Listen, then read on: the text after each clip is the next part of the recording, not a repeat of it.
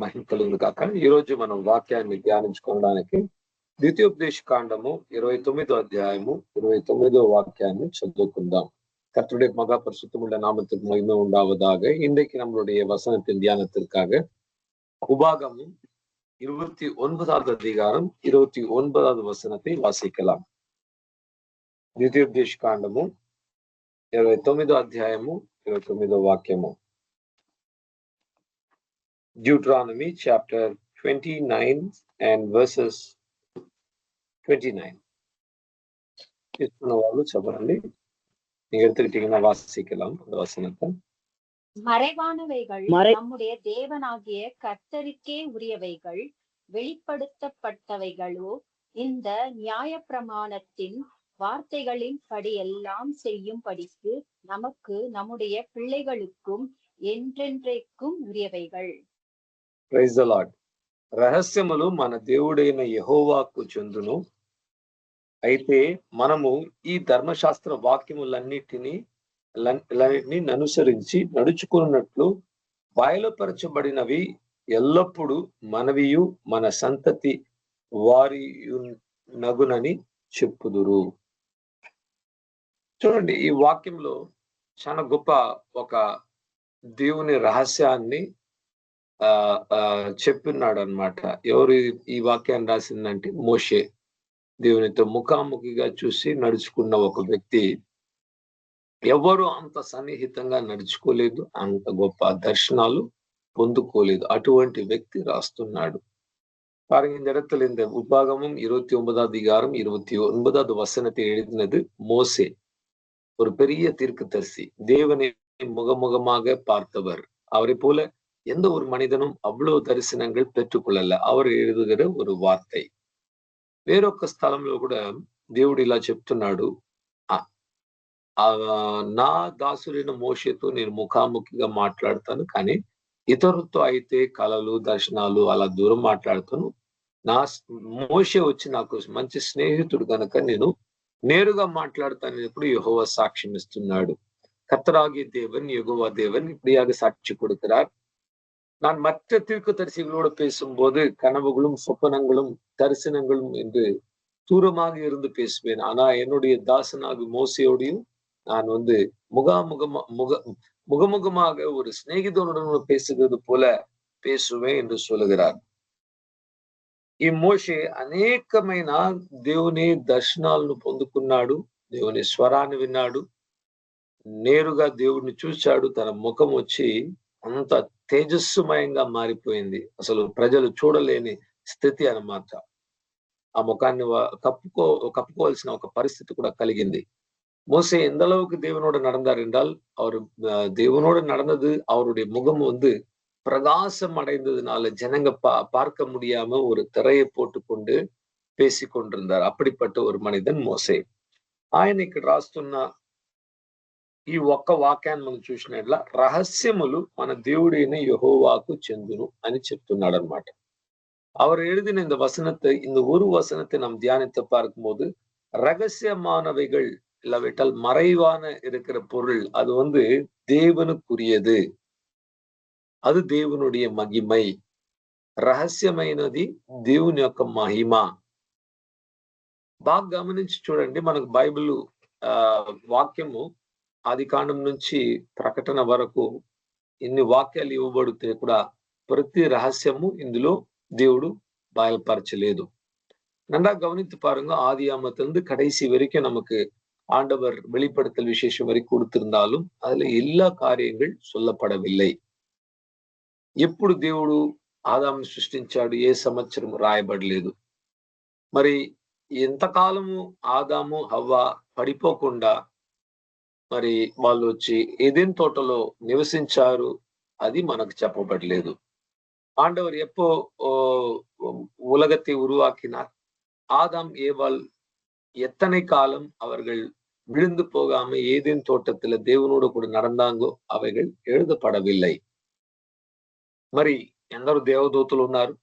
ప్రతి దేవదూతకు ఒక పేరు ఉంటుంది ఖచ్చితంగా. కానీ బైబిల్లో రాయబడినవి కొందరు పేరు మాత్రం రాయబడింది. లూసిఫర్, మికాయేలు, గబ్రియేలు అని కొందరు பேர்లు మాత్రం రాయబడింది అనమాట. பாருங்க, ஆண்டவருடைய ராஜ்யத்துல எத்தனை தூதர்கள் இருப்பாங்க, லட்சக்கணக்கான தூதர்கள் இருக்காங்க, எல்லோருக்கும் ஒரு ஒரு பேர் இருக்கும். ஆனா நமக்கு எழுதப்பட்டிருக்கிற பேர் வந்து சில பேர் தான் எழுதப்பட்டிருக்கு. லூசிபர், மிகாயேல், గాబ్రియేల్ என்கிற சில పేர்கள் தான் எழுதப்பட்டிருக்கிறது. పరలోకం ఎలా ఉంటుంది, ఎంత పెద్దదది, ఎక్కడ ఉంటుంది, అందులో ఏ సృష్టులు ఉంటాయి, ఎన్నో ఉంటాయి అన్నమాట. కానీ బైబిల్లో మనకు రాయబడింది అక్కడ ఇక్కడ కొద్దిగా మనం తెలుసుకోవాల్సింది ఎంతనో అంతే దేవుడు మనకిచ్చాడు. பரலோகம் எப்படிப்பட்ட ஒரு உலகம், எப்படி இருக்கும், அது யார் யார் இருப்பாங்க, என்னென்ன காரியங்கள் இருக்கும், முழுமையாகவும் நமக்கு வந்து விவரணமாக அது வந்து அது அது விவரித்து நமக்கு எழுதப்படல. ஆனா நாம் எதை அறிந்து கொள்ள வேண்டுமோ அது మాత్రమే எழுதப்பட்டிருக்கிறது.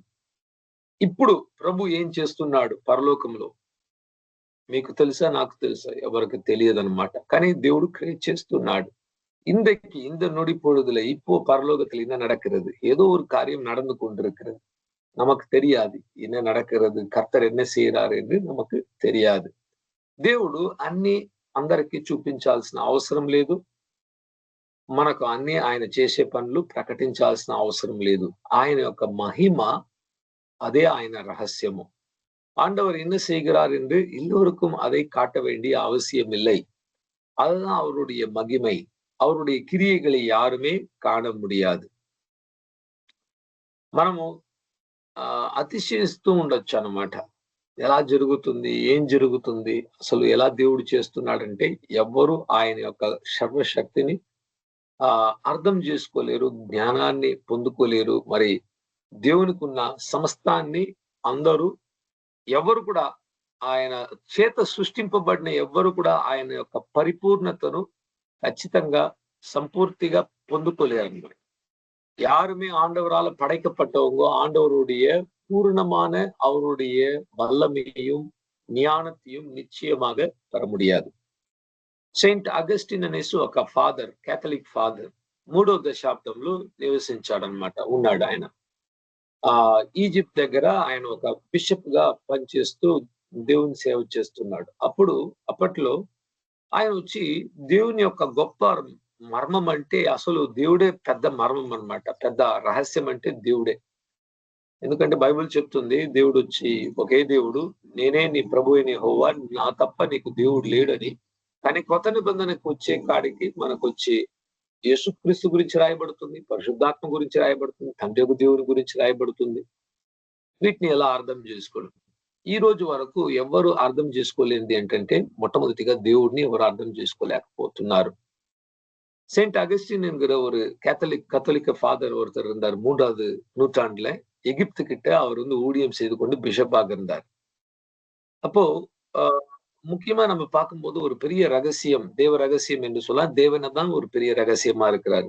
தேவன் ஒருவராக இருக்கிறார். நானே உன் கர்த்தராகிய தேவன், என்னை இல்லாமல் வேறு ஒரு தேவன் இல்லை என்று பழைய ஏற்பாட்டுல சொல்லப்பட்டாலும் புதிய ஏற்பாட்டுக்கு வரும்போது பிதாவாகிய தேவனை குறித்து எழுதப்படுகிறது, இயேசு கிறிஸ்துவை குறித்து எழுதப்படுகிறது, பரிசுத்த ஆவியானவரை குறித்து கூட எழுதப்படுகிறது.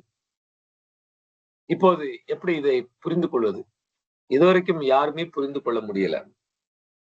త్రిత్వము, దేవునిలో ఉన్న ఆ కాంప్లెక్సిటీ, దేవునిలో ఉన్న ఆ గొప్పతనము, ఆయన ఎవరిలాగా లేడనమాట. ఇప్పుడు మనలాంటి వాళ్ళు, ఇప్పుడు మనుషులు అనుకోండి, మనుషులంటే ఇలా ఉంటారని చూపించుకోవడానికి ఇతరులు ఉన్నారు. మీరు ఒక్కరే మనిషిగా ఉండి వేరెవ్వరు మనిషి లేకపోతే జంతువులకు ఎలా అర్థమవుతుంది? మనిషి ఆలోచన, ఆత్మ ఉంటుంది, ఆలోచనలు ఉంటాయి, భావనలు ఉంటాయి అని చెప్తే అర్థం కాదు. కానీ ఒకటే మార్గం అర్థం చేసుకోండి, నమ్మడమే. பாருங்க, இப்ப மனிதர்கள் நிறைய பேர் இருக்கிறதுனால மனிதர்கள் என்றால் இது போல இருப்பாங்க, அதை போல இருப்பாங்க என்று ஒப்பிட்டு பேசலாம். ஆனால் தேவனுக்கு ஒப்பிட்டு பேச யாருமே இல்லை. அவர் வந்து அவர் சிருஷ்டிகர்த்தார், அவர் வித்தியாசமானவர். அவருக்குள்ள இருக்கிற அந்த காம்ப்ளெக்சிட்டி, அவருக்குள்ள இருக்கிற அந்த కార్యங்களை పురిందు కొల్ల యారాலும் முடியவே முடியாது. దేవునికి పోలిన వారు ఎవరు లేరన్నమాట. యెహోవా చెప్తున్నాడు పాత నిబంధనలో, నా వంటి వారెవరు, యెహోవా నీ వంటి వారెవరంటే ఎవరు లేరన్నమాట. సో మనం అర్థం చేసుకోవడానికి దేవుని వలె ఎవరు ఉన్నారంటే ఎవరు లేరు. ఆయన బయలుపరిస్తే తప్ప ఆయన ఎవరు అనేసి మనకు అర్థం కాదు అసలు. தேவனை நாம் புரிந்து கொள்ள வேண்டும் என்றால் அவரை போல யாருமே இல்லை நம்ம வந்து புரிந்து கொள்ள. அவர் தன்னைத்தான் வெளிப்படுத்தும் போதுதான் புரிந்து కొள்ளலாம். థియాలజీలో ఒక కాన్సెప్ట్ ఉంది, సెల్ఫ్ రెవల్యూషన్ ఆఫ్ గాడ్. అంటే ఆయనే తనను తాను మీకు నాకు బయలుపరిస్తే తప్ప అతడు ఎటువంటి వాడు ఏం చేస్తున్నాడు అనేసి అస్సలు మనం ఎరుగము. தியாலஜில ஒரு ஒரு ஒரு ஒரு டாபிக் இருக்கு, செல்ஃப் ரெவலேஷன். செல்ஃப் ரெவலேஷன் தன்னைத்தான் வெளிப்படுத்துகிறது, தன்னுடைய உள்ளத்துல இருக்கிறது தேவன் நமக்கு வெளிப்படுத்தினாவுடைய அவர் எப்படிப்பட்டவர், என்னார், அவர் என்ன செய்வார், எங்க இருப்பார், நாம் నిశ్చయமாக அறியவே முடியாது. ఇప్పుడు ఈ సెయింట్ అగస్టిన్ అని ఉన్న ఆ దేవుని సేవకుడు ఏం చేశాడంటే, ఒకరోజు ఈ త్రిత్వాన్ని అర్థం చేసుకోవడానికి వెళ్ళాడంట. ఎక్కడికి వెళ్ళాడు? ఒక సముద్రపు తీరాన వెళ్ళి అక్కడ ఏ ఒక్క డిస్టర్బెన్స్ లేని స్థలంలో నిలబడుకుని ఒక పుస్తకం రాయడానికి దేవుడు అంటే అసలు ఎలా ఉంటాడు, ఎలా ఒకే దేవుడు ముగ్గురు వ్యక్తులు ఉన్నారనేసి కూడా ఎలా అనేసి ఆలోచించి పుస్తకాన్ని రాయడానికి ఎంతగానో ధ్యానించి ప్రార్థన చేసి, ప్రభువా నేను అర్థం చేసుకోవాలి, పూర్తిగా నేను అర్థం చేసుకో, ఈ రహస్యం వచ్చి నాకు బయలుపరచబడాలనేసి ఎంతగానో ప్రయత్నించి రాస్తుంటే అక్కడ ఒక చిన్న అబ్బాయి వచ్చి ఆ స్థలంలో కేకలు వేసుకుంటూ బాగా ఏడుస్తున్నాడంట. எனக்கு ఎక్కువ டிஸ்டர்பன்ஸ் అయిపోతుంది. செயின்ட் அகஸ்டின் என்று சொல்லப்படுகிற இந்த பிஷப் வந்து கிறித்துவத்தை குறித்து புரிந்து கொள்ள அவர் என்ன பண்ணார் என்றால், ஒரு சமுத்திரத்தின் அந்த நதி, அந்த சமுத்திரத்து பக்கத்துல போய் அவர் வந்து அந்த கரையில் இருந்து கொண்டு புத்தகத்தை எழுதும்படியாக ஜெபத்தோட தியானித்துக் கொண்டிருக்கிறார். அப்ப அங்க ஒரு சின்ன குழந்தை பெரிய సత్తం పోட்டு అழுது ఇవங்களுக்கு ரொம்பவும் డిస్టర్బెన్స్ பண்ணிக்கிட்டு இருக்காங்க. వెంటనే ఆయన వెళ్ళాడు, అబ్బాయి ఆ చిన్న బాబుని చూసి చెప్పాడు, ఎందుకు నాన్న ఏడుస్తున్నావు, ఏడవకు, నాకు కొద్దిగా నెమ్మది కావాలి, ఇంటికి వెళ్ళిపో, నీకేం కావాలి చెప్పు నేను ఇస్తానంటే ఆ అబ్బాయి చెప్పాడంట, తాతగారు నాకు వచ్చి ఒక కప్పు పెట్టుకున్నాడంట చేతిలో, ఈ గిన్నెలో ఆ సముద్రాన్ని ఈ గిన్నెలో పోసి ఇవ్వండి అయ్యా, నేను వెళ్ళిపోతాను ఇంటికి, ఆ సముద్రం అంతా కూడా ఈ గిన్నెలో నాకు కావాలి, నేను తీసుకెళ్ళాలి, మా ఇంటికి తీసుకెళ్ళాలి, ఇవ్వు అని అడిగాడంట.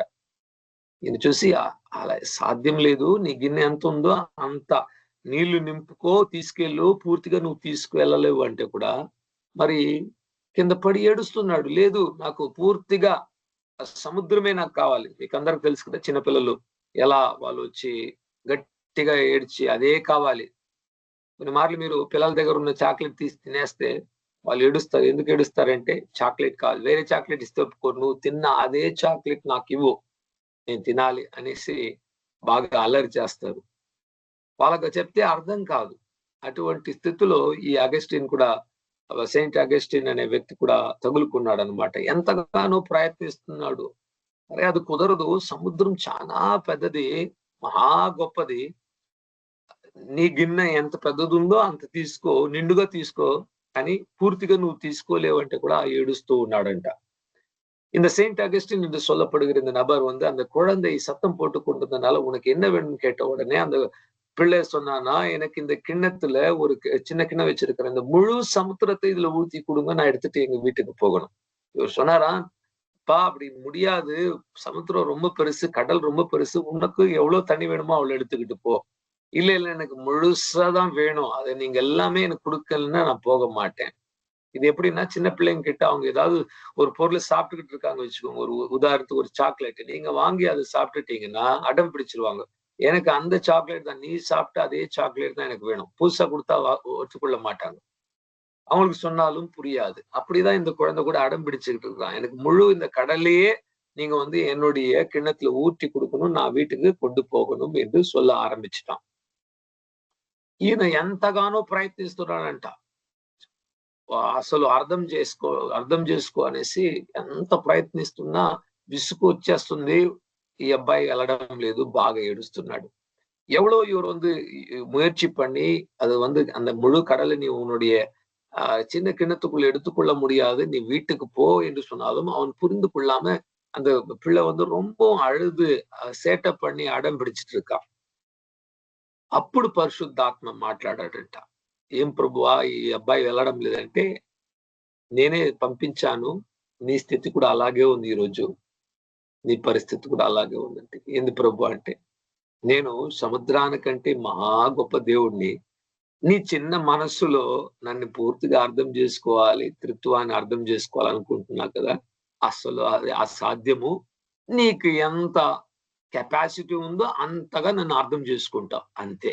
దాన్ని తప్పితే నీ ఆత్మ యొక్క శక్తిని పెంచుకుంటే మరింత ఎక్కువ తీసుకోవచ్చు దేవుడిని. కానీ నిండుగా నా శక్తినైనా, జ్ఞానాన్నైనా, బలాన్నైనా, ఆలోచనలైనా ఏ ఒక వ్యక్తి కూడా నిత్యంలో కూడా పరలోకానికి వెళ్ళినా కూడా నన్ను ఎవ్వరు అర్థం చేసుకోలేరు. ఐఎమ్ ఇన్ఫినిటీ అనేసి దేవుడు చెప్పాడంట.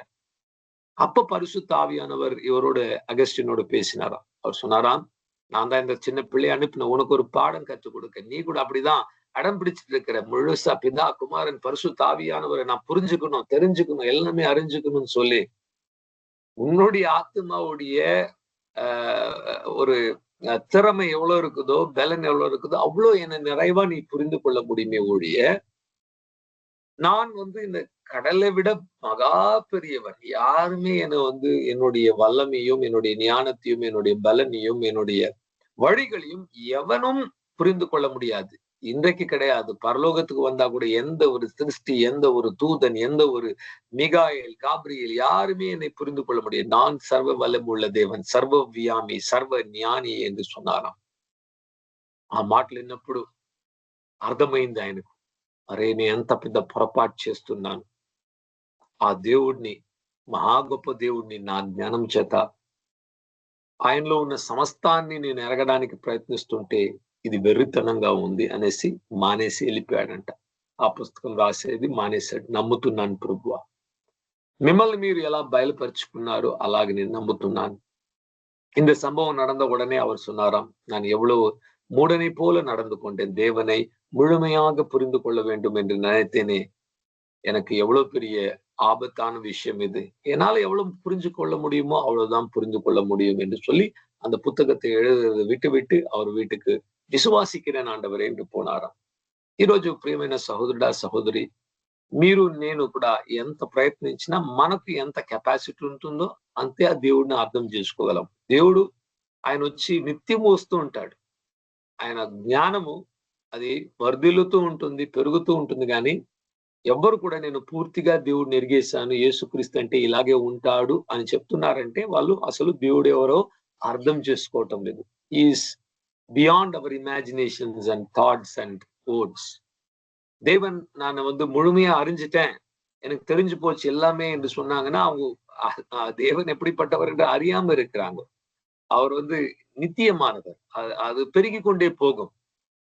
ఈ కారణం బట్టి అపోస్తలుడైన పౌలు ఫిలిప్పీయుల 3వ అధ్యాయంలో చెప్తున్నాడు, యేసుక్రీస్తుని ఎరగడానికి నేను నన్ను అప్పగించుకుంటున్నాను. ప్రతిదాన్ని చెత్తగా పెంటగా నేను అన్నిటిని వదిలిపెట్టి ఆయన్ని ఎరగడానికి, మరింత ఎక్కువగా తెలుసుకోవడానికి ప్రయత్నిస్తున్నాను. ఎప్పుడు చెప్తున్నాడు? ఆయన జీవితము చివరిగా గతించిపోయే ముందు చెప్తున్నాడు. అంత గొప్ప అపోస్తలుడు ఇంకా తెలుసుకోవాలి, అసలు నాకేం తెలియదు అనుకున్నాడంటే మన పరిస్థితి ఏంటో ఒక్కసారి ఆలోచించి చూడండి.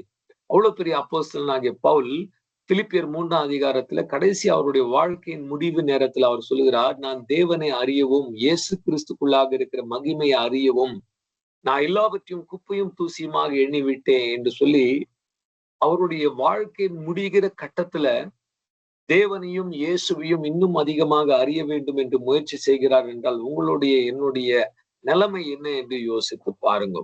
ఏ ఒక్క రోజు కూడా మనకు అన్ని తెలుసు అని అనుకోకూడదు. మనకు అసలు అన్ని తెలియదన్నమాట. మనకు కొన్ని తెలుసు, ఏదో కొంత అంతో కొంత తెలుసు. நமக்கு எல்லாமே தெரியும் என்று நினைச்சிடக்கூடாது. நமக்கு అవ్వలో కొంచెం కొంచెం தெரியும், అవ్వలోదాం. ఆత్మీయమైన ప్రపంచం అనేది చాలా పెద్దది. అక్కడ ఉన్న జ్ఞానము, శక్తి, బలము చాలా చాలా చాలా చాలా చాలా చాలా పెద్దదన్నమాట. ஆவிக்குரிய உலகம், ஆவிக்குரிய உலகத்தில் இருக்கிற வல்லமை, வலிமை, ஞானம், బెలన్ ரொம்பவும் பெரியது. ఉదాహరణకు మీ పేరేంటి మీకు తెలుసా? ஒரு ஒரு ஒரு ఉదాహరణకు உங்களுடைய పేరు ఏంటో உங்களுக்கு தெரியுமா? మనం చెప్పొచ్చు, మనం ఈ లోకంలో మనకు ఏదో ఒక పేరు ఇచ్చి ఉంటారు. మన తల్లిదండ్రులు ఇచ్చిన పేరు ఉండొచ్చు. ఆ పేరు మనం చెప్పుకోవచ్చు. కానీ అసలు దేవుడు మనకి ఎటువంటి పేరునిచ్చాడు? దేవుని దృష్టిలో, దేవుని ఆలోచనలో కొన్ని పేర్లు ఉంటాయన్నమాట. ఆ నామము మీకు తెలుసா? நமக்கு இந்த உலகத்துல நம்மளுடைய பெற்றோர்கள் கொடுத்த பேரை நம்ம சொல்லலாம், இதுதான் என்னுடைய பேர் என்று சொல்லி. ஆனால் தேவன் நமக்கு கொடுத்த பேரை நாம் அறிந்திருக்கிறோமா, தெரிந்திருக்கிறோமா? మనతో దూతలు ఉంటారు. దేవుని వాక్యం చెప్తుంది మనతో దూతలు ఉన్నారని. మీతో ఉండే దూత పేరు తెలుసా?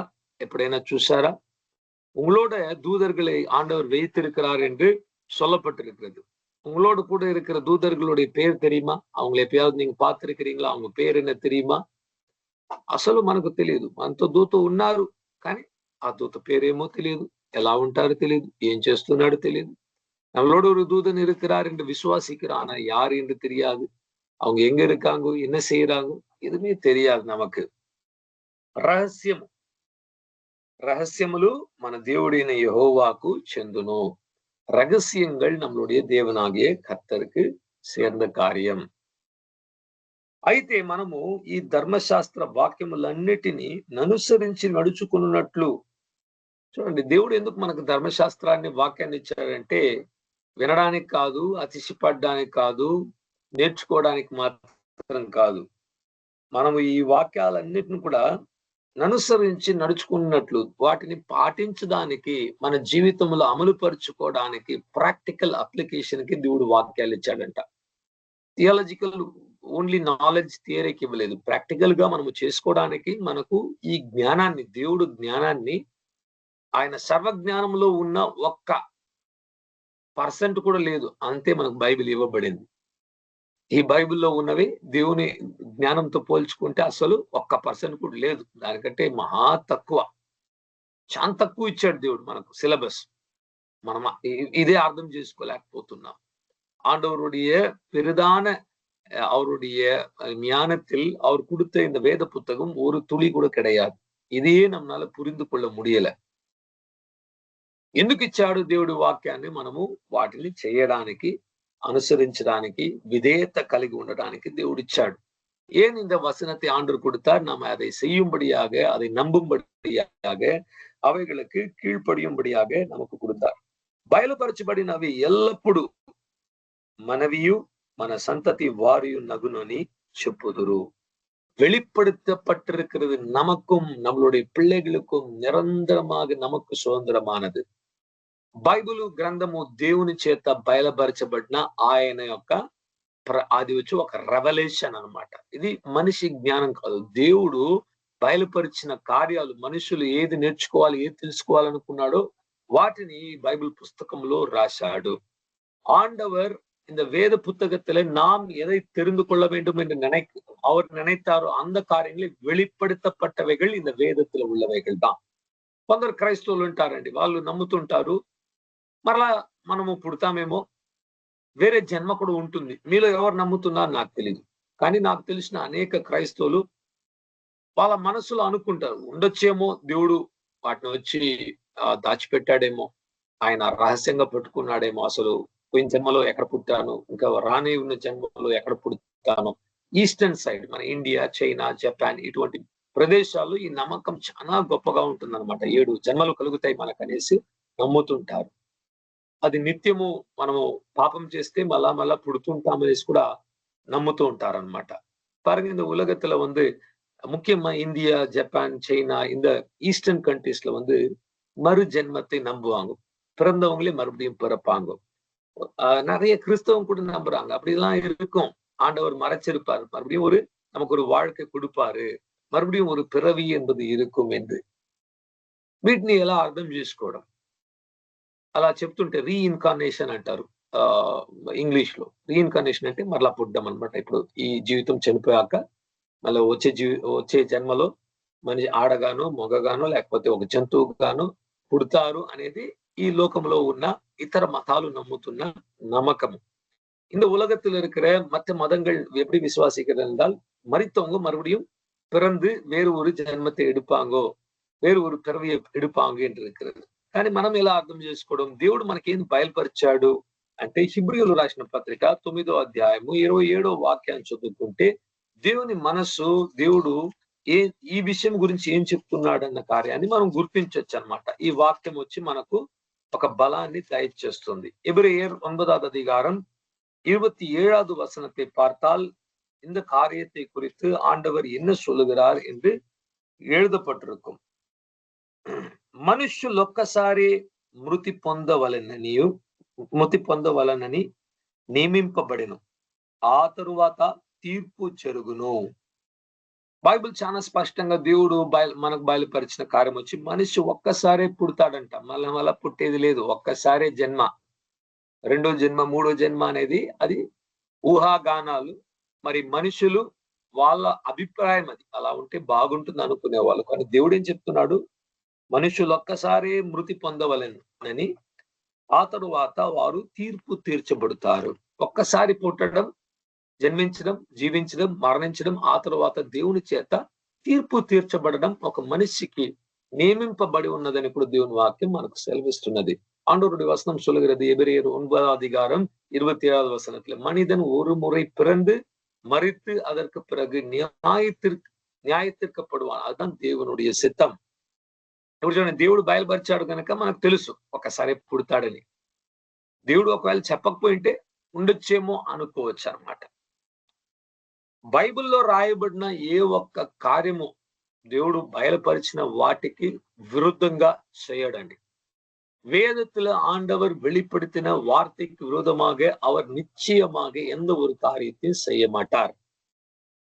బైబిల్లో మనకేం చెప్పాడు? అపోస్తుల కార్యము 4వ అధ్యాయము 12, 13 వాక్యాలు చదువుకుంటే, ఆకాశము కింద మనుషులు రక్షింపబడడానికి యేసు నామము తప్ప వేరొక నామము ఇవ్వబడలేదు అని చెప్పాడు కనుక మనం విశ్వసిస్తున్నాం. యేసుక్రీస్తు నమ్ముతేనే పరలోకం. నువ్వు ఎంత మంచి వ్యక్తిగా ఉండు, యేసు ఏం నమ్ముకోక రక్షణ పొందుకోక చనిపోతే నరకానికే వాళ్ళకు విధించబడుతుంది. ఎందుకంటే వాళ్ళు చేసిన పాపాలు క్షమింపబడవు. ఎన్ని మంచి కార్యాలు చేసినా చెడు కార్యాలు క్షమింపబడదు. దానికి శిక్ష అనేది నిత్య మరణము. చిన్న ఒక్క పాపం, ఒక్క అబద్ధం చెప్తే కూడా నిత్య ఆజ్ఞకి గురైపోతారు. యేసుక్రీస్తు రక్తము లేకపోతే ఈరోజు మనం కూడా వెళ్ళలేం. మనం పరిశుద్ధంగా జీవించడం వల్ల పరలోకానికి వెళ్ళడం లేదు. ఆయన కృప చూపించి రక్తము చేత కడగడం ద్వారా మన పాపాన్ని కొట్టేసి మనం దేవుని దృష్టిలో చేసిన ప్రతి అపవిత్రతను కొట్టివేసి మనల్ని అంగీకరిస్తున్నాడు కనుక మనం చేరుకుంటున్నాం. பாருங்க, ஒரு சின்ன பாவம், ஒரு சின்ன பொய் சொல்லியிருந்தா கூட நரகம் தான், தேவனுக்கு விரோதமாக செய்தால் நித்திய நரகம். ஆனால் இயேசு கிறிஸ்துவின் மூலமாக நம்மளுடைய பாவத்தை தேவன் அடித்து போட்டதுனால நாம் தைரியமாக நித்திய జీవனை పెరుగురోం என்று சொல்ல முடியும். నేనే మార్గము సత్యము జీవమై ఉన్నాను. నా తప్ప మరి ఏ ఒక్క మార్గంలో కూడా తండ్రి వద్దకు ఎవ్వరు రాలేరని యేసుక్రీస్తు ప్రభు చెప్పాడు. நானே வழியும் சத்தியமும் ஜீவனுமா இருக்கிறேன், என்னை இல்லாமல் ஆண்டவராக இயேசுவின் పితావినిడத்துல யாரும் வர முடியாது என்று కూడా சொன்னாங்க. ఈ రోజుల్లో మనం ఏం చేయాలంటే ఎక్కువ మనకు బయలుపరచబడిన వాటి మీద మనము ధ్యాస ఉంచాలి. కానీ రహస్యాన్ని తెలుసుకోవడానికి బైబిల్లో అవి అసాధ్యము అని చెప్పబడిన కార్యాన్ని తెలుసుకోవడానికి ప్రయత్నిస్తే పడిపోతాం. வேத புத்தகத்தில் நமக்கு இவைகள் தான் வெளிப்படுத்தப்பட்டிருக்கிறது. வெளிப்படுத்தப்படாத காரியங்களை நீங்கள் தோண்டி அறிந்து கொள்ள வேண்டும் என்று ముయర్చి செய்தால் நீங்கள் విழுந்து పోవీంగో. ఒక చిన్న ఎగ్జాంపుల్ ఇస్తానండి. దేవుడు ఎలా వచ్చాడు? అసలు ఎప్పుడైనా ఆలోచించారా? దేవుడు ఎలా వచ్చాడు? యేసుక్రీస్తు ఎలా వచ్చాడు? పరిశుద్ధాత్మ ఎలా వచ్చాడు? అసలు ఆయన పుట్టుకుందా? ప్రారంభం ఉందా? ఎప్పుడు ప్రారంభింపబడ్డాడు? ఎలా ప్రారంభించాడు? అసలు ఏముండేది? ఏది లేకపోతే దేవునికి ముందు ఏముండేది? ఇటువంటి ప్రశ్నలు వచ్చి అడగడము, ఆలోచించడం మనిషిని ఏం చేస్తుందంటే అవిశ్వాసానికి గురి చేస్తుంది. தேவன் எப்படி இருப்பார்? தேவன் எப்படி வந்தார்? அவர் எப்போ இருந்தார்? எப்படி பிதா வந்தார்? எப்படி ஆவியானவர் வந்தார்? எப்படி இயேசு வந்தார் என்று யோசித்தால் அதற்கு విడయే கிடையாது. ఆదికాండం 1వ అధ్యాయం 1వ వాక్యము, ఆదియందు దేవుడు ఉన్నాడు. అంతే. ఆదియందు దేవుడు అంతే. దేవుడు ఉండెను. ఆయన వచ్చాడని బైబిల్ ఎక్కడా చెప్పడం లేదు. ఆయనకు ప్రారంభము లేదు, అసలు ఆయన అంతము లేదంట. నేనే ఆల్ఫాయు, నేనే ఒమేగాగా ఉన్నాను, నేనే ప్రారంభము, నేను సమాప్తిగా ఉన్నానంటే ఆయనకు ఆ ప్రారంభం లేదు, సమాప్తి లేదు. నిత్యము ఉండే వ్యక్తే దేవుడు. ஆண்டவர் சொல்கிறார் ஆதியாகமம் 1వ அதிகாரம் 1వ வசனத்துல, ஆதியில தேவன் அவ்வளவுதான். தேவன் வானத்தையும் பூமியும் పడైతార్. 1 యోహాను 1వ అధ్యాయం 1వ వాక్యం, ఆదియందు వాక్యం ఉండును, ఆ వాక్యం దేవునితో ఉండును. అంతే. 1 யோவான் 1వ அதிகாரம் 1వ வசனம், ஆதியில வார்த்தை இருந்து, வார்த்தை தேவனோடு இருந்தது, వార్తయే దేవనాக இருக்கிறது. అவ்வளவுதான், முடிஞ்சிருச்சு. బైబిల్ ఇచ్చే మనకు బయలుపరిచే కార్యము దేవుడు ఎప్పుడు ఉంటూ ఉన్నాడు. ఆయనకు ప్రారంభం అనేది లేదు. ఎప్పుడు అంటే ఎప్పుడు అనేసి మీరు ఆలోచించి వెళుతూ ఉంటే పలు కోట్ల సంవత్సరాల క్రితం, దానికి ముందు, దాని క్రితం అనేసి మీరు వెనక్కి వెళ్ళిపోతుంటే మీరు ఆలోచించారు లేదు, నేను ఆలోచించాను అటువంటి పిచ్చి ఆలోచనలు. ఆలోచిస్తుంటే ఏమైందంటే అసలు ఆలోచించే కెపాసిటీ కోల్పోయి ఒకలాగా గిర్రమనేసి తల తిరిగిపోయే ఒక అనుభవం అన్నమాట అది ఆలోచిస్తుంటే. మైండ్ వచ్చి మనది బ్లాక్ అయిపోతుంది. మన ఫెయిల్ అయిపోతుంది. మన మైండ్ సిస్టమ్ ఫెయిల్ అయిపోతుంది. ఎక్కడ? వెళ్తూ ఉంటే బ్యాక్ అంటే వెళుతూనే ఉంది. దానికి అసలు యూ కెనాట్ డిఫైన్. ఎప్పుడు దేవుడు వచ్చాడంటే అసలు లేదు. ఆ ప్రశ్నకు జవాబు లేదు. ఎప్పుడూ ఉన్నాడు అంతే. யோசித்து பார்த்தேன் நான் சில நேரத்துல. எப்படி ஆண்டவர் வந்து எப்ப இருந்திருப்பார்னா, கோடிக்கணக்கான வருஷத்துக்கு முன்பாக, அதற்கு முன்பாக என்று போனா, தேவன் எப்பவுமே இருக்கிறாரு. அப்படியே நம்மளுடைய உள்ளமே அப்படியே స్తంభిத்து పోகும். నిత్యం వచ్చి మనిషి అర్థం చేసుకోలేడు. ఎందుకంటే మనం నిత్యమైన వాళ్ళము కాదు. మనకొక ప్రారంభం, పుట్టుక ఉంది, మరణం ఉంది. நித்தியத்தை நம்மளால புரிந்து கொள்ள முடியும். ஏனென்றால் நமக்கு ஒரு ஆரம்பமும் நமக்கு ஒரு முடிவும் இருக்கிறதுனால. ఈ రోజు మనకు బయలుపరచబడిన వాటిని మనము తీసుకుంటున్నామా? లేకపోతే రహస్యం వైపు వెళ్ళిపోయి కిందకి పడిపోతున్నామా? இன்றைக்கு வெளிப்படுத்தப்பட்டிருக்கிற காரியங்களை நாம் அறிந்து கொண்டிருக்கிறோமா? ఇలావిటాల్ రహస్యమైన కార్యங்களை పురిందు కొள்ள పోయి కొண்டிருக்கிறோమా? కొందరు ఇలా ఆలోచించిన వాళ్ళు పిచ్చోళ్ళుగా మారిపోయారండి. దేవుని గురించి ఎక్కువ పరిశోధన చేసిన వాళ్ళు చివరికి వచ్చి పిచ్చోళ్ళుగా మారిపోయారు. మరి కొందరైతే త్రిత్వాన్ని తిరస్కరించారు, అబద్ధ బోధనలు చేశారు, వాళ్ళకు తగినట్లు బోధనలు చేసుకున్నారన్నమాట. ఎప్పుడు చూడండి మనకు దేవుని వాక్యం ఎలా ఉందో స్వచ్ఛమైన వాక్యాన్ని తీసుకోవాలి తప్ప మన అభిప్రాయాన్ని, మన ఆలోచనలు దానితో కలిపితే అది కలుషితం అయిపోతుంది. ஆண்டவருடைய ரகசியங்களை புரிந்து கொள்ள சிலர் அதிகமாக யோசித்து அதை குறித்து அவர்கள் பரிசோதனை செய்ததுனால பைத்தியக்காரர்களா மாறி இருக்கிறாங்க, கள்ள போதகர்களா கூட மாறி போயிருக்கிறாங்க. இன்னும் அவங்களுடைய மனது வந்து கெட்டு போய் தேவனுடைய வார்த்தையோடு நம்மளுடைய ఆలోచనகளை நாம் కలந்து విట్టాల్ అది కెట్టు పోగం. బైబిల్లో చెప్తున్న అనేక కార్యాలు మనం అసలు దాన్ని ఎలా జీర్ణించుకోలేకపోతున్నాం. ఒక వ్యక్తి పాపం చేస్తే నరకానికి వెళ్ళిపోతే నిత్యం అక్కడే ఉంటాడు. అదే బైబిల్ చెప్పేది. నిత్య ఆగ్ని, నిత్యము ఆగ్నిలో కాలిపోతుంటాడంట. అసలు రాలేడు. ఈ వాక్యాన్ని అంగీకరించలేక అనేక దేవుని భక్తులు చివరికి ఏం చెప్పారంటే, లేదండి దేవుడు ప్రేమస్వరూపి, అలా చేయడు. నాకు తెలిసి కొన్ని సంవత్సరాలైన తరువాత దేవుడు వారిని తీసేసుకుంటాడు. మరి కొందరైతే ఆత్మను చంపేస్తాడు, నాశనం చేస్తాడు, కానీ వాళ్ళు ఎప్పుడు నిత్యము బాధ అనిపిస్తుంటే ఎంత కఠినాత్ముడు దేవుడు అనేసి దేవుని మీద నింద మోపడానికి అనేకులు ప్రయత్నించి అనేక సేవకులు, అనేక సంఘాల్లో ఉన్న వాళ్ళు దేవుడు అటువంటి వాడు కాదు, నరకం అనేది లేదు, అలా ఉంటే కూడా అది నిత్యమైంది కాదు అనేసి వాదోపవాదనలు చేస్తున్నారు. ఎందుకంటే వాళ్ళ ఇష్టం అలా ఉందన్నమాట. అలా చెప్పుకుంటా అలా ఉంటే బాగుంటుంది. చూడండి, మన ఇష్ట ప్రకారం దేవుడు ఉంటే అది విగ్రహం అయిపోతుంది. విగ్రహం అంటే ఏంటండి? మనకు నచ్చినట్లుగా దేవుణ్ణి మార్చుకుంటే అదే విగ్రహం. దేవుడికి ఇట్లా 2 చేతులు ఉండాలి, కాళ్ళు ఉండాలి, కొమ్ములు ఉండాలి, ఇలా కొన్ని ఆయుధాలు ఉంచుకోండాలంటే అది మనిషి యొక్క హృదయంలో వచ్చే భావనలు అన్నమాట. అటువంటి దేవుడిని మనం అనుకున్న విధంగా యేసుక్రీస్తుని మార్చుకుంటే ఆ యేసు విగ్రహం అయిపోతాడు. బైబిల్లో ఆయన తనను తాను ఎలా చూపించుకుంటాడో అలాగే అంగీకరిస్తేనే అదే నిజమైన దేవుడు అవుతాడు. பாருங்க, எப்பவுமே உண்மையான தேவன் வந்து தன்னை தான் எப்படி வெளிப்படுத்தி இருக்கிறாரோ அதைதான் நாம் ஏற்றுக்கொள்ள வேண்டுமே ஒழிய, நம்மளுடைய சொந்த எண்ணத்தினால தேவன் இப்படி இருந்தா நல்லா இருக்குமே, அப்படி இருந்தா நல்லா இருக்குமே என்று மாத்தி நீங்க அமைச்சிட்டீங்கன்னா அப்ப அது ஒரு விக்கிர ஆராதனை. விக்கிரம் என்னது? மனுஷன் நினைக்கிறான் தேவனுக்கு ஒரு 10 கை இருக்கணும், அதுல வந்து ஒரு ஈட்டியை பிடிச்சிருக்கணும், பல்லு இப்படி இருக்கணும், மூக்கு இப்படி இருக்கணும் என்று சொல்லி அவனுடைய உள்ளத்துல வருகிற எண்ணத்தைக்கு ஒரு உருவம் கொடுத்துதான் இதுதான் கடவுள், இதுதான் தேவன் என்று சொல்லி விக்கிர ஆராதனை செய்யறாங்க. அது ஆண்டவருக்கு அருவருப்பான ஒரு காரியம். அநேக ஊழியர்கள், கிறிஸ்தவர்களை இன்னைக்கு என்ன பண்றாங்க என்றால், நரகம், நித்தியமான நரகம் இல்லை. ஏனென்றால் தேவன் நல்லவர், அவர் எப்படி செய்ய முடியும்? ஒரு மனுஷனை போட்டு பாவம் கொடுமைப்படுத்திக்கிட்டே இருந்தா, அவன் தப்பு செஞ்சுட்டான், ஐயா பாவம் செஞ்சுட்டான், அதுக்குன்னு சொல்லி நித்தியமும் அவன் வந்து மறிச்சுக்கிட்டே இருக்கணுமா? தேவன் அப்படி செய்ய மாட்டார். அப்ப நித்திய மரணம் கிடையாது. அவனுக்கு கொஞ்ச நாள் ஆச்சுன்னா உன் தண்டனை முடிஞ்சிச்சு, வாப்பா பரலோகத்துக்கு வா என்று ஏற்றுக்கொள்வார் என்றுதான் நம்ம யோசிக்கிறோம். அப்படி நிறைய பேர் சொல்றாங்க. ஆனா வசனம் என்ன சொல்லுது? நித்தியமாக நரகம் என்பது ஒரு இடம் இருக்கிறது. దేవుడు చెప్పిన కార్యాన్ని అసలు జీర్ణించుకోలేక వారి యొక్క సొంత మనసు ఆలోచనలు కలిగే భావనలను చేర్చుకొని వాక్యాన్ని బోధించినప్పుడు అది విగ్రహారాధన, అది ఆత్మీయమైన விபச்சாரம் అయిపోతుంది. ஆவிக்குரிய விபச்சாரம் என்றால் தேவனுடைய வசனத்தோட நம்மளுடைய வார்த்தைகளை கலந்து, இல்லாவிட்டால் நம்மளுடைய எண்ணங்களை கலந்து, அபிப்பிராயத்தை கலந்து சொல்லும் போது அது ஒரு విగ్రహ ఆరాధనయాவும் ఆవికుரிய విభచారமாக మారిపోగం.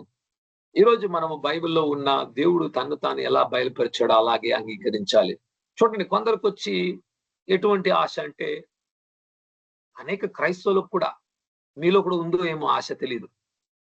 యెహోవా దేవుడు అంటే చాలా గొప్ప దేవుడు, యేసుక్రీస్తు అంటే కొంచెం తక్కువ. యెహోవా దగ్గర నేను ప్రార్థించుకుంటాను. కొందరు చెప్తారు యేసుక్రీస్తు పర్లేదండి, యెహోవా దగ్గర చేస్తే అయిపోతుంది. పిచ్చి పెట్టింది వాళ్ళకు. యెహోవా యేసు ఒకడే అనేసి తెలియక, యెహోవా పెద్దోడు యేసు చిన్నోడు అనుకోవడమే పెద్ద పొరపాటు. బైబిల్ ఎక్కడా అలా చెప్పలేదు. சிலர் யோசிப்பாங்க, யெகோவா தேவன் ரொம்ப பெரியவர், அவர்கிட்ட ஜெபிச்சுட்டா நடந்துரும், இயேசு கொஞ்சம் தாழ்ந்தவர், அப்படி எங்கன்னா வேதம் சொல்லியிருக்குதா? பைத்தியம் பிடிச்சிருக்குதா உங்களுக்கு? அப்படி நினைப்பது, అలా ఆలోచిస్తున్నారంటే వాళ్ళు విగ్రహారాధన చేస్తున్నారు. அப்படி யோசித்தார்கள் என்றால் அவர்கள் విగ్రహ ఆరాధన செய்கிறார்கள். అటువంటి ఆలోచన కలిగిన వారే ఏం చేస్తున్నారంటే, ఈ రోజు యెహోవానే దేవుడు, యేసు దేవుడు కాదనేసి వీళ్ళకి తీర్చేస్తున్నారు అనమాట. యేసు దేవుడు అంటే కూడా లేదు, యెహోవా ఒక్కడే దేవుడు, యెహోవా సాక్షులం మేము. అది విగ్రహారాధన, అది వచ్చి దయ్యము, అది లూసిఫర్ స్పిరిట్. అక్కడ నిజమైన యెహోవా కాదు, అది అపవిత్రమైన ఒక యెహోవా. అది వాళ్ళ మనసుకు తగినట్లు రూపించుకున్న యెహోవா. அது பாருங்க, சில யெகோவா ஒருத்தர் தான் தேவன், யெகோவா சாட்சி என்கிற ஒரு கல்ட் இருக்குது. அவங்களை பொறுத்த வரைக்கும் இயேசுவை தேவனாக ஏற்றுக்கொள்ள மாட்டாங்க. அவங்களுக்கு என்ன பிடிச்சிருக்குன்னா, யெகோவா ஒருத்தர் தான் தேவனை பார்க்கணும், பிதா ஒருத்தர் தான் தேவனை பார்க்கறது அவங்களுக்கு பிடிச்சிருக்கிறதுனால அப்படி మాత్తి కొడుగుறாங்க. వేరే ఒక గుంపు ఉన్నారు, వాళ్ళు ఎలా అంటే, తండ్రి లేడండి, పరిశుద్ధాత్మ లేదు, అన్ని యేసయ్యనే, యేసే తండ్రి, యేసే పరిశుద్ధాత్మ, యేసే యేసు. వాళ్ళకి యేసు క్రీస్తు ఒక్కడే హీరోగా ఉండాలి. యేసు క్రీస్తు తను తాను పంపించుకున్నాడు, తను తాను సిలువలు కొట్టుకున్నాడు, తను తాను లేపుకున్నాడు అనేసి విశ్వసిస్తుంటారు. இனி ஒரு கூட்டம் இருக்காங்க, அவங்களுக்கு இயேசுதான் பிடிக்கும். பிதா ஆவியானவர்லாம் வேண்டாம், அந்த இயேசுதான் ஆவியானவர், இயேசுதான் பிதா, இயேசுவே அனுப்பினார், இயேசுவோடே ஜெபம் பண்ணார், இயேசுவே சிலுவையில் அறைந்து கொண்டார், యేసే దేవన్ என்று కూడా சொல்லுவாங்க. యేసు క్రీస్తు ఒక్కడే దేవుడు, ఆయనే సిలువలో కొట్టుకున్నాడు, ఆయన తనకు తానే ప్రార్థన చేసుకున్నాడు అని యాక్షన్ అన్నమాట. ట్రిపుల్ యాక్షన్ చేసుకున్నాడు. తండ్రి, కుమార, పరిశుద్ధాత్మ అనేసి ఒకే వ్యక్తి మూడు. ఈ సినిమాల్లో వస్తాయి చూడండి, ఒక వ్యక్తి వచ్చి మూడుగా చూపిస్తారు, అలా అనుకుంటున్నారు. అసలు బైబిల్ అది చెప్పడం లేదు. வேதம் அப்படி சொல்வது கிடையாது. ஒரே நபர் மூன்று விதமாக செயல்படுகிறது கிடையாது. కొందరు అనుకుంటారు, పాత నిబంధనలో తండ్రిగా ఉన్నాడు, కొత్త నిబంధనలో యేసుక్రీస్తుగా వచ్చాడు, ఇప్పుడైతే పరిశుద్ధాత్మ అయిపోయాడు. లేదు, బైబిల్ అది చెప్పడం లేదు. తండ్రి అనే ఒక వ్యక్తి ఉన్నాడు, యేసుక్రీస్తు అనే వ్యక్తి ఉన్నాడు, పరిశుద్ధాత్మ అనే వ్యక్తి ఉన్నాడు. వాళ్ళలో వ్యత్యాసం ఉంది, కానీ ఒకటే దేవుడు. பிதா வித்தியாசமானவர், இயேசு வித்தியாசமானவர், ஆவியான வித்தியாசமானவர். அவர் ஒரே தேவன், ஆனால் ஒரே நபர் கிடையாது, மூன்று வித்தியாசமான நபர்கள் இருக்காங்க. తండ్రి ఎప్పుడు భూమికి శారీరధారిగా రాలేదు, పరిశుద్ధాత్మ శరీరంలో రాలేదు. பிதா எப்பவுமே சரீரம் தரித்தவராக உலகத்துக்குள்ள வரவில்லை, ஆவியானவர் உலகத்துக்குள்ள வரவில்லை. పరిశుద్ధాత్మ సిలువలో కొట్టబడలేదు, యేసు క్రీస్తే సిలువలో కొట్టబడ్డాడు. పరిశుద్ధ ఆవియానవర్ సిలువలో అరేయపడవిல்லை, యేసుதான் సిలువలో అరేయపట్టారు. మన ప్రభు అయిన యేసుక్రీస్తు మనల్ని లోక పునాది వేసినప్పుడు మనల్ని ఎన్నుకోలేదు, తండ్రే మనల్ని ఎన్నుకున్నాడు. நம்மை உலகம் ஆரம்பிக்க முன்பாக நம்மை தேர்ந்தெடுத்தது இயேசு இல்ல, పిదావానవర్ தான் நம்மை தேர்ந்தெடுத்தார். చూడండి, అది దేవుడు అలా చూపించుకున్నాడు. దేవుడు ఇలాగే నేను ఉన్నానని చెప్తున్నాడు. నాలో ముగ్గురు వ్యక్తులు ఉన్నారు, తండ్రి, కుమార, పరిశుద్ధాత్మ, కానీ ఒక్కడే దేవుడు అని చెప్తున్నాడు. It's like unity in diversity. Elohim అనే పదమే ఆదియందు దేవుడు అని చెప్పబడిన ఆ పదం వచ్చి హిబ్రూ భాషలో ఆదికాండం 1:1 వాక్యంలో ఎలా ఉందంటే, ఎలోహిం అనే పదం ఉపయోగింపబడింది. ఎలోహిం అంటే అర్థం వచ్చి, ఎల్ అంటే దేవుడు, ఎలోహిం అంటే దేవుళ్ళు అవుతారు. యాక్చువల్లీ గాడ్స్ అనే ఒక అర్థం వస్తుంది. లిటరల్ గా ట్రాన్స్లేట్ చేయాలంటే ఆదియందు దేవుళ్ళు ఆకాశమును భూమిని సృజించను అలా రాస్తే అనేకమైన దేవుళ్ళు పాలిథియిస్టిక్ అవుతుందనేసి హీబ్రూ భాషను రాసిన వాళ్ళు తర్జుమా చేసిన వారు దేవుడు అని రాశారు. దేవుళ్ళు అంటే 2 కంటే పైగా ఉంటేనే అట్లా ప్లూరల్ అవుతుంది అన్నమాట. తండ్రి, కుమార, పరిశుద్ధాత్మ దేవుడు ఉండడం వల్ల దేవుడు తను తాను ఎలోహిం అని చెప్పుకున్నాడు. కానీ అలా చెప్పుకుంటే కూడా నేను ఒకడినే అని చెప్పాడు. ఈవెన్ గ్రామర్ అక్కడికి వచ్చి పనికిరాదనమాట. గ్రామర్ ఫెయిల్ అయిపోతుంది. అర్థం చేసుకో, లాంగ్వేజ్ అది వచ్చి ముగ్గురుండి నేను ఒకడినే అంటే ఎలా అర్థం చేసుకోవడం? అర్థం చేసుకోలేకపోతున్నాం. అది దేవుని రహస్యము. 3 நபராக இருந்து நான் ஒருவர் என்று சொல்லும் போது நாம் எப்படி புரிந்து கொள்ள முடியும்? புரிந்து கொள்வது அதுதான் தேவ రహస్యం. కాస్త అర్థం చేసుకోవడానికి మనల్ని కూడా దేవుడు ఒక చిన్న డూప్లికేట్ ట్రినిటీగా చేశాడు. ఇప్పుడు నేను ఒక్కడినని నేను చెప్పుకుంటే కూడా నాలో ముగ్గురు ఉన్నారనమాట. ప్రాణ, ఆత్మ, శరీరం అనేది వ్యత్యాసం. నా ఆత్మ శరీరము కాదు, నా ప్రాణము ఆత్మ కాదు, నా శరీరము ప్రాణము కాదు. దానికి వ్యత్యాసం అనేది ఖచ్చితంగా ఉంది. இப்ப பாருங்க, ஆண்டவர் அவருடைய சாயலால் நம்மளை படைத்ததுனால நம்மை கூட ஒரு சின்ன திருத்துவமா படைச்சிருக்கிறாரு. நான் ஒரு நபராக இருந்தாலும் எனக்குள்ள ஆவி என்பது வித்தியாசம், ஆத்மா என்பது வித்தியாசம், சரீரம் வித்தியாசம். என்னுடைய ஆத்மா சரீரம் கிடையாது, என்னுடைய சரீரம் ஆத்மா கிடையாது, என்னுடைய ఆవి என்னுடைய శరీరము கிடையாது. కానీ ఇప్పుడు నాలో ముగ్గురు ఉన్నారనేసి ఏదో ఒక్కటి తీసేస్తే కూడా నేను అసలు వ్యక్తిగా లేకపోతే ఒక సంపూర్ణ మనిషిగా ఉండలేను. అదే విధంగా దేవుడిలో తండ్రిని, కుమారుని, పరిశుద్ధాత్మ ఏ ఒక్కటి కూడా మనం విభజించి మాట్లాడితే అక్కడ దేవుడు పూర్తిగా లేడు. తండ్రి, కుమార, పరిశుద్ధాత్మని దేవుని యొక్క సంపూర్ణత అది యేసుక్రీస్తులో ఉన్నదని ఇప్పుడు కొలొస్సీయులకు రాసిన పత్రికలో పౌలు చెప్తున్నాడు. దేవుడు తన యొక్క సంపూర్ణతను కుమారుడైన యేసుక్రీస్తునందు ఉంచారంట. తండ్రియు, కుమారుడు, పరిశుద్ధాత్మ అంతా కూడా దేవుళ్ళు యేసుక్రీస్తులో బయలుపరచబడి ఎలా ఉంటాడని దేవుడు తను చూపించుకున్నాడు. This is how God is, this is how God revealed. ఈ బయలుపాటు చేయడానికి దేవుడు వచ్చి మొదట 3000 సంవత్సరము నేను ఒక్కడే అనే దాన్ని బలంగా చెప్పాడు. అది పాత నిబంధన. నెక్స్ట్ కొత్త నిబంధన వచ్చిన తరువాత చెప్పడం జరిగింది త్రిత్వం ఉందని కూడా. పూర్తిగా దేవుడు తను తాను బయలుపరచుకోవడానికి 6000 సంవత్సరాల దగ్గర తీసుకున్నాడు.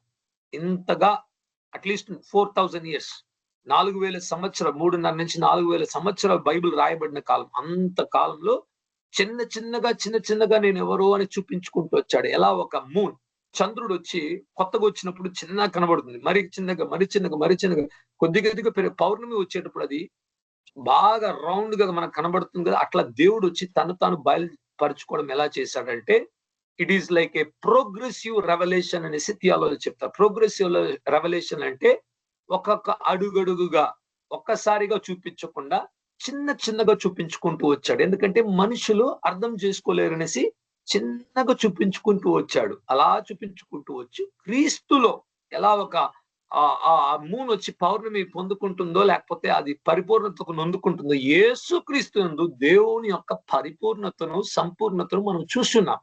అందుకే యేసుక్రీస్తు దేవుడు, ఆయన అంగీకరిస్తున్నాం, ఆయన ఆరాధిస్తున్నాం అన్నమాట.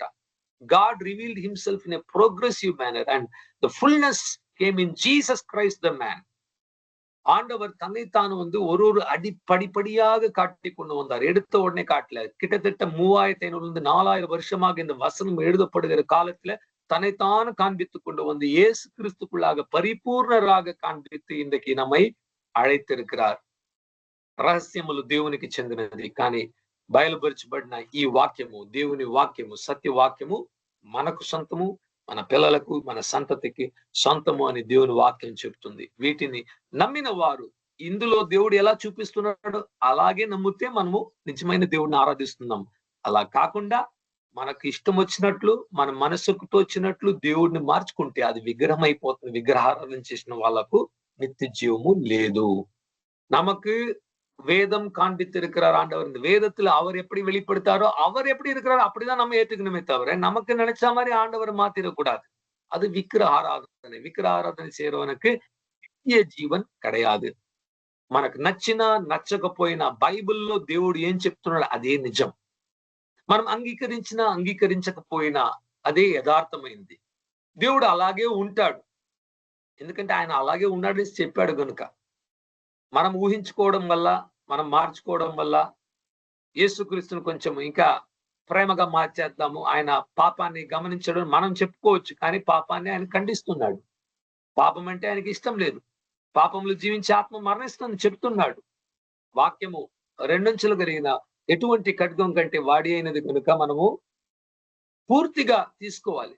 వాక్యాన్ని పూర్తిగా తీసుకోవాలి. ఒక భాగాన్ని తీసుకొని ఒక భాగం విడిచిపెడితే మనకు సంపూర్ణత దొరకదు. வார்த்தை வந்து பாருங்க ரொம்பவும் அது வந்து வெளியேறப்பட்டது. ரொம்ப ஒரு இருக்கிருப்பான பட்டயத்தை போல வல்லமை உள்ளது. ஆகையால் நம்ம வந்து முழு வசனத்தை எடுத்துக்கணும். கொஞ்சம் எடுத்துக்கிட்டு கொஞ்சம் விட்டுனா நமக்கு தெரியாது. బయలుపరచబడిన ఈ వాక్యాన్ని మనం నమ్మాలి. ఎందుకు దేవుడు ఇంతే ఇచ్చాడంటే ఇంత చాలు మనం పరలోకాన్ని చేరుకోవడానికి. ఆ తర్వాత కొన్ని కార్యాలు దేవుడు చూపిస్తాడు. కానీ నిత్యంలో వెళ్ళిపోతే కూడా మనం దేవుడిని సంపూర్ణంగా తెలుసుకోగలమా అంటే లేదు. ప్రతిరోజు కొత్తగా ఉంటాయి. అందుకే పరలోకం బోర్ కొట్టదండి. Because God is going to be new every day. ప్రతిరోజు ఆయన చూస్తుంటే ప్రభువా ఎంత గొప్ప దేవుడు, ఇన్ని కార్యాలు ఉన్నాయి, ఇంత జ్ఞానం ఉందా నీలో. మనం ఎప్పుడు నిత్యము స్తుతించేలా చేస్తాడు. ఒక వ్యక్తి ఇంతే అని తెలిసిపోతే మళ్ళీ స్తుతించడం ఏముంటుందని చెప్పండి. ఈ రోజు మనం ఆరాధించుకోవాలి, స్తుతించాలి, దేవుడిని స్తుతించాలంటే ఆయన కొత్తగా ఆయన చూపించే ఒక రెవల్యూషన్ ప్రకటన, ఆయన బయలుపరుచుకునే కార్యాలు చూస్తేనే మనకు ఆశ్చర్యం అనిపిస్తుంది. మనల్ని కాపాడుతున్నాడు. ఇలా పడిపోతే కూడా నన్ను ఎత్తాడంటే అప్పుడు దేవుడు ఎంత గొప్పవాడు అనేసి మనం ఆరాధిస్తున్నాం. అలా పరలోకంలో యుగములకు ఏ ఒక్క రోజు కూడా తక్కువ లేకుండా ఆయన శక్తి, ప్రభావము, జ్ఞానాన్ని కొత్తగా చూపించి మనల్ని ఇంకా మనం వచ్చి మెస్మరైజ్డ్ అయిపోతాం అనమాట. What a god you are, there is nobody like you. நான் வந்து பரலோகத்துக்கு போனாலும் ஒரு நாள் கூட நமக்கு போர் அடிக்காது. ஏன்னா தேவன் ஒவ்வொரு நாளும் அவருடைய வல்லமை, அவருடைய ஞானம், அவருடைய அன்பு எடுத்து காண்பிக்க நம்ம வந்து மெய் மறந்து அவரை துதிக்க పోగురాం. అటువంటి గొప్ప దేవుడే మన దేవుడండి. మనం పరలోకం చేరుకోవడానికి ఈ ప్రపంచంలో నీతి మార్గంలో జీవించడానికి వాక్యాన్ని ఇచ్చాడు. బయలుపరచబడినవి మనకు, మన పిల్లలకి సొంతము. ఈ వాక్యాన్ని మనం పట్టుకుందాం, నడుద్దాం. దేవుని గురించి ఎక్కువ తెలుసుకోవడానికి ఒక్కొక్క రోజు ప్రయత్నిస్తుండగా దేవుడు తాను మనకు బయలుపరిస్తే ఈ వాక్యములో ఉన్న లోతైన అర్థాలు మనకు లోతైన కార్యాలు అర్థమవుతుంది. நாம் இந்த வசனத்தை பிடிச்சு ஆண்டவர்கிட்ட கேட்கும் போது ஆழமான காரியத்தை கூட ஆண்டவர் நமக்கு வெளிப்படுத்திடுவார். அவருடைய வெளிப்பாடுக்கு ஒப்பு கொடுப்போம். దేవుడి వాక్యాన్ని దీవించును కాక ప్రార్థించుకుందాం. ఆండవర్ இந்த వసనத்தை ఆశీర్వదింపారాగా. జెబిద్దాం.